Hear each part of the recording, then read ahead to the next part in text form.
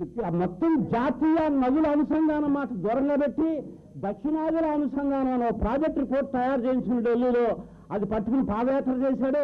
అదేంటంటే ఒరిస్సాలో ఉన్న మహానదిలో నీరుని తీసుకొచ్చి గోదావరిలో కలిపి, గోదావరి నీరు కృష్ణ కలిపి, కృష్ణ నుంచి పెన్న, పెన్న నుంచి కావేరి, కావేరి నుంచి వైగై నదికి తీసుకెళ్లి ఈ గోదావరిలో నీరు తీసుకెళ్లాలని దృష్టి.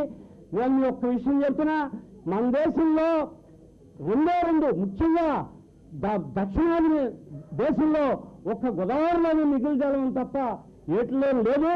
మనం దాన్ని ఉపయోగించకపోతే దాన్ని తమిళనాడు దాకా తీసుకుపోవడానికి వాళ్ళు సిద్ధంగా ఉన్నారు. అప్పుడే ఒక ఎస్టిమేట్ తయారైంది, ఒక ప్రాజెక్ట్ రిపోర్ట్ తయారైంది, దానికి ఎక్కడెక్కడ సర్వే చేయాలని ఉంది. ఆ రిపోర్ట్ కూడా నేను మన సెంట్రల్ వాటర్ కమిషన్ దగ్గరికి వెళ్ళి తీసుకొచ్చాను ఢిల్లీ నుంచి, నా దగ్గర ఉంది. దాన్ని మేము అంతా వ్యతిరేకిస్తున్నాం.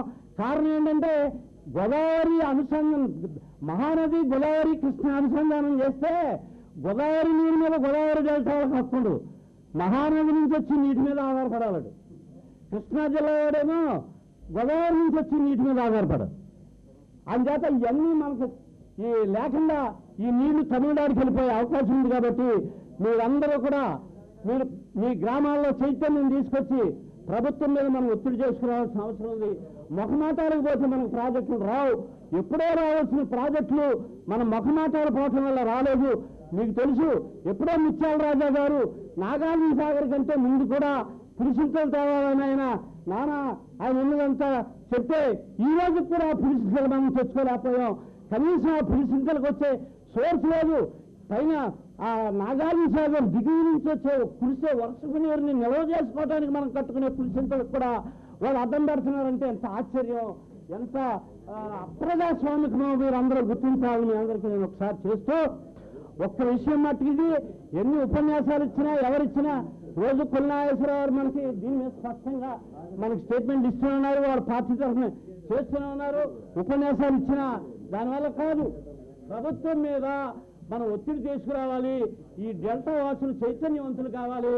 అది విస్మరిస్తే భవిష్యత్ తరాలకి మీరు సమాధానం చెప్పుకోవాల్సి వస్తుంది. మీరు చేసిన తప్పుకి ఇవాళ మీరు ఉద్యమం చేయకుండా, ఒత్తిడి చేయకుండా నిన్నకుంటే అది మీరు చేసిన పెద్ద తప్పుగా భావించాలి. ఆ తప్పుకు సమాధానం చెప్పుకోవాల్సి వస్తుందని మీ అందరికీ చెప్పి మీ దగ్గర సెలవు తీసుకుంటాం. ముగ్ధ మనోహర వనితల వస్త్రనందనం తుమ్మిడి బ్రదర్స్ వివాహ వేడుకలకు అత్యద్భుతమైన కంచిపట్టు, గద్వాల్, ధర్మవరం ఇంకా వేలాది రకాల పట్టు చీరలు, designer work saris, high fancy చీరలు, గాగ్రాస్, పంజాబీ డ్రెస్ మెటీరియల్స్, మగధీరుల కోసం షూటింగ్స్, షర్టింగ్స్, జెంట్స్ రెడీమేడ్ సరికొత్త స్టాకుతో మార్కెట్ లో మరెవ్వరూ ఇవ్వని ధీటైన తగ్గింపు ధరలతో ఆహ్వానం పలుకుతోంది తుమ్మిడి బ్రదర్స్. శుభమంగళ వివాహ వేడుకలకు శుభప్రదమైన showroom Tummidi brothers ladies and gents cloth showroom, Besant road, Vijayawada 2.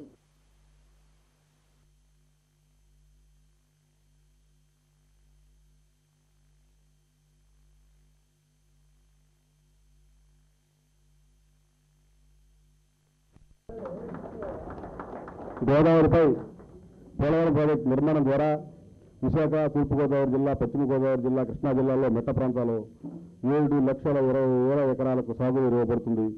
అలాగే 960 మెగావాట్ల విద్యుత్ కూడా ఉత్పత్తి చేయబడుతూ ఉంది. కృష్ణా డెల్టాకు 80 టీఎంసీలు తరలించడం జరుగుతుంది. గోదావరి డెల్టాకు రక్షణ.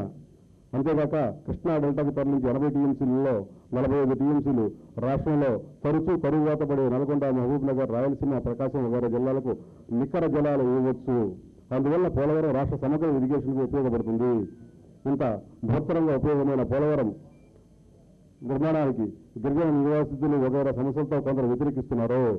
నిర్వాసితులకు న్యాయమైన నష్టపరిహారం చెల్లించాలని, గిరిజన నిర్వాసితులకు వారికి ప్రత్యేక హక్కులు కాపాడే విధంగా వారికి పునరావాస ఏర్పాట్లు రాష్ట్ర ప్రభుత్వం చేయాలని చెప్పి విజ్ఞప్తి చేస్తూ గిరిజనుల నిర్వాసితుల కారణాలతో పోలవరం ప్రాజెక్టు నిర్మాణం వ్యతిరేకించే వారిని పునరాలోచించుకోవాల్సిందిగా ఈ సందర్భంగా విజ్ఞప్తి చేస్తూ పోలవరం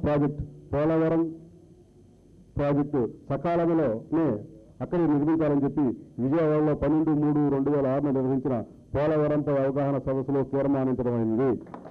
ఇప్పుడు పోలవరం మీద బాగా స్టడీ చేసిన Nagarjuna university professor, head of department of environmental science KB Reddy గారిని మాట్లాడాల్సిందిగా విజ్ఞప్తి చేస్తా ఉన్నా. సభాధ్యక్షులు శివాజీ గారు, వేదికను అలంకరించిన పెద్దలు, ఈ సమావేశానికి వచ్చిన